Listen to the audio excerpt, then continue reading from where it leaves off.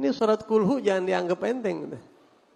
Ada di dalam Sahih Bukhari, dalam kitab Sahih Bukhari disebutkan bahwa di satu wilayah gitu ya, enggak berapa jauh dari Madinatul Munawwarah, ada satu perkampungan. Di kampung itu anak-anak muda di masjid itu kalau sholat berjamaah pasti nunjuk mempersilahkan ada sesepuh di situ yang buat jadi imam karena dia lebih dulu Islamnya. Jadi sahabat tuh begitu.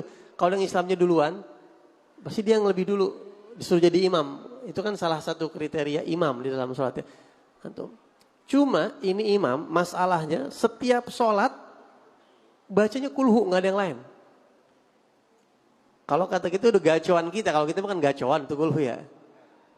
Kulhu lagi. Sehingga para makmumnya ini keberatan. Kalau kita kan girang kalau imam kulhu mulu.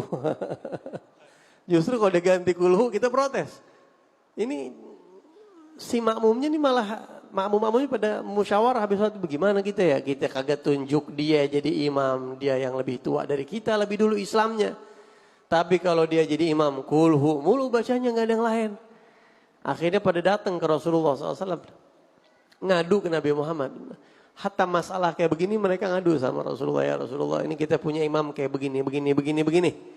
Kata Nabi panggil tuh orang. Dipanggil. Begitu datangnya ditanya sama Rasulullah. Apa yang bikin ente? Nabi nggak nanya. Ente ngapa baca kulhu? Nabi nggak nanya langsung. Nabi bilang. Apa motivasi ente baca kulhu terus tuh apa? Motivasi kamu baca kulhu terus di dalam sholat apa? Ternyata jawaban dia simpel banget. Inni uhibbuha ya Rasulullah. Saya senang banget sama ini surat. Ini surat kan esensial banget dalam mengesahkan Allah. Ini mengandung hakikat tauhid. Dan itu surat paling digedegin setan. Setan tuh paling kagak demen dua. Surat Al-Ikhlas sama Al-Ikhlas. Al-Ikhlas yang pertama surat Al-Kafirun, nama lainnya Al-Ikhlas. Yang kedua Al-Ikhlas Qul Huwallahu Ahad. Itu dua setan paling gedeg. Karena itu kita mengukuhkan penghambaan kita sama Allah. Qul ya ayyuhal kafirun la a'budu ma ta'budun wala antum. Itu setan paling kegedeman. Sama surat Al-Ikhlas Qul Huwallahu Ahad Allahus Samad.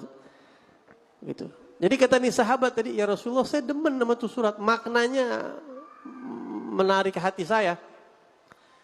Bukan diomelin sama Nabi, malah dibilang hubbuka iyyaha adkhalakal jannah. Rasa cinta ente sama surat itu yang itu bakal jadi sebab ente masuk surga kata Rasulullah. Ente bakal masuk surga tuh gara-gara cinta sama surat kulhu tuh. Beruntunglah para ahli kulhu. Cuma kalau kita mungkin kulhu karena demen pendeknya ya. Ya tapi nggak apa-apa dah, mirip-mirip.